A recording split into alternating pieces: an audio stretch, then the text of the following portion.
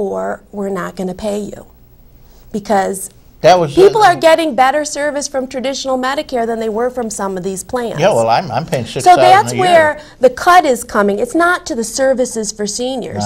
It is because these insurance companies that are screwing were getting paid a premium and they weren't giving as much service as traditional Medicare. I'm glad you straightened me out on that, because it's a very confusing issue. All the Republicans say they're going to actually put the seniors in death camps and do them away, you know? No, that's not true. And the other thing is about Medicare D. There are people out there that have been really suffering because they get into the donut hole. And I can't tell you the exact numbers, but say your Medicare D plan... about 3,000. Is it about 3,000? 3,000, okay. Yeah. So once it got to that point, if your costs for your medicines went above that, there was no coverage till you hit, like, say, $10,000, which was catastrophic level. So people, say they got ill with cancer, those drugs are extremely expensive. So they hit that $3,000 point or whatever their... overnight. Overnight, right, exactly. And they would fall into this donut hole. Then nothing. And there was no coverage for them till they hit a catastrophic level. Well, people can go broke in that donut hole. So what they could die too, I might add. That too. No drugs, you die. That too. So if they didn't buy them, right. This year, I guess it's starting in June already, and it's not going to sound like much this year, but there's a $250 rebate that's going to come to people in the donut hole. Next year, they're going to get 50% off of anything in the donut hole. And they will continue to increase that percentage until the year 2020, when there will be no more donut hole. That sounds like a long time, but in the meantime... It is, but at least it's a solution, and it's in a step-by-step approach. Heading in the right direction. $250 is snot. It pays for one day's worth of drugs for a lot of people. Give me a break!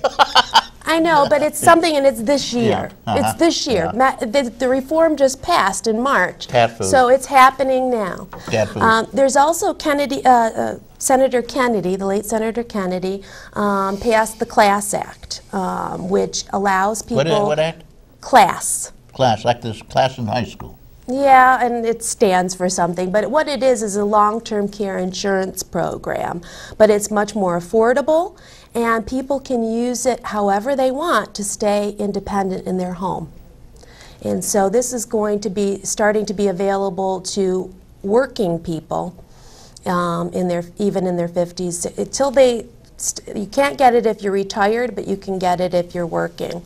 And I wonder what they're doing to replace the Social Security Trust Fund. There's supposed to be $8 trillion in it, and they tell me the Congress has stolen every penny. There's nothing there. I can't speak to that, Reed. They keep saying we're going to save Social Security. Wait a minute, they just took it all. Well, I do know, though, that these things that they're doing in the health care reform are going to save Medicare and Medicaid dollars, because what's happening in health care reform is we've been in a system that is trying to cure disease rather than preventing disease. And also keeping people alive who shouldn't be alive. Here we go. We got. I'm sorry to say that. Okay. I'm not talking about seniors only.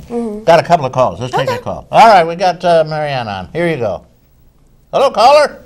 Hello. You're on. This is a question for your guest. Okay, go for it.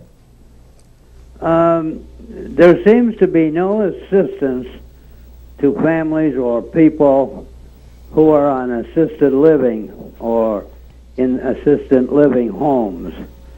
Could you address that problem, or is that justified to expect some help? I have to ask you a question, though, because that term assisted living can mean a lot of different things. Do you mean a private assisted living, or there are Medicaid-funded assisted livings? Well, supposing it's not funded, and there doesn't seem to be any help for those families. So a private home.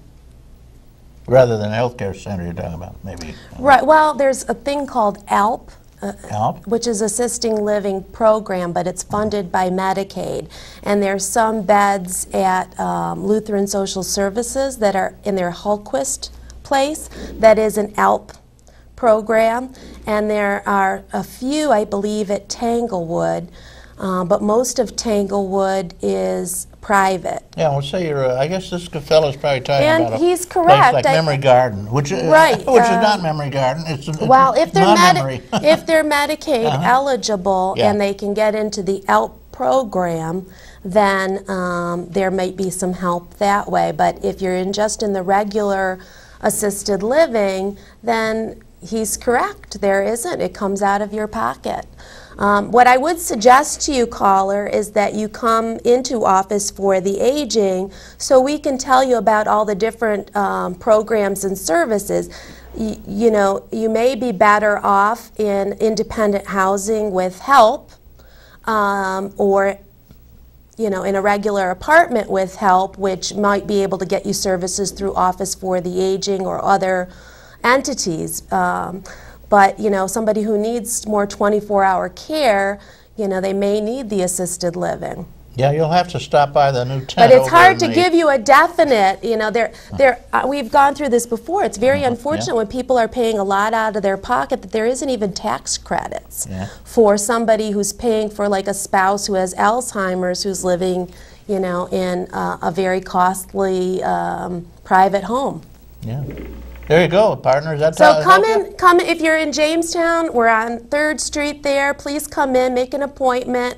In Mayville, we're right here at the Hall Clothier building, or in Dunkirk at the Senior Center in Dunkirk. We'd be happy to talk with you and go over all the options. The other thing you could do is call our New York Connects helpline.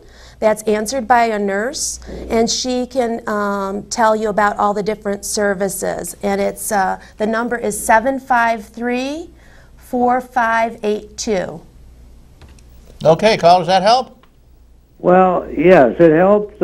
I'm calling from the North County, and You can call.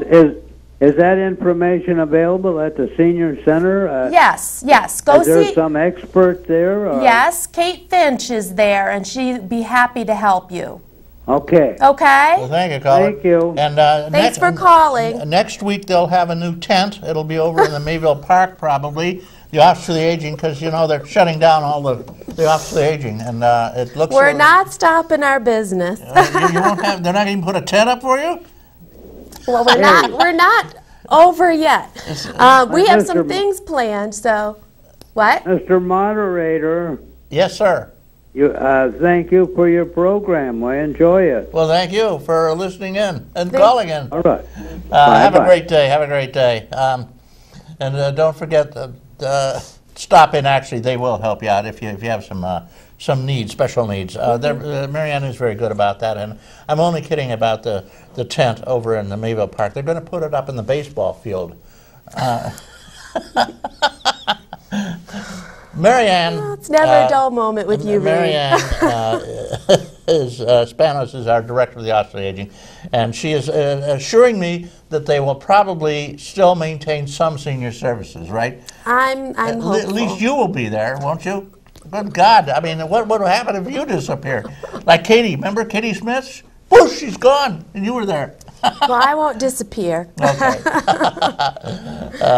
Katie Smith runs a Y now, part of your senior program, as a matter of fact. We work with the Y. We have a congregate meal site there. We have some exercise programs there. Actually, we're going to be starting some new exercise programs. I recently got a grant with the CDC. The Centers for Disease Control. That's another thing that is changing in healthcare reform is preventative care for seniors. There's now going to be no copays. So your yearly physical, you will not pay a copay. If you go for a prostate exam or a mammogram or a colonoscopy, no copays. Any preventative care. That's how they're changing. This is under what? Under Medicare or under? Yeah, under Medicare. Under healthcare reform, they're going to do away with all the copays for any preventative care. They also are putting more money into evidence-based exercise programs and wellness programs, and we have 4 of them in the county.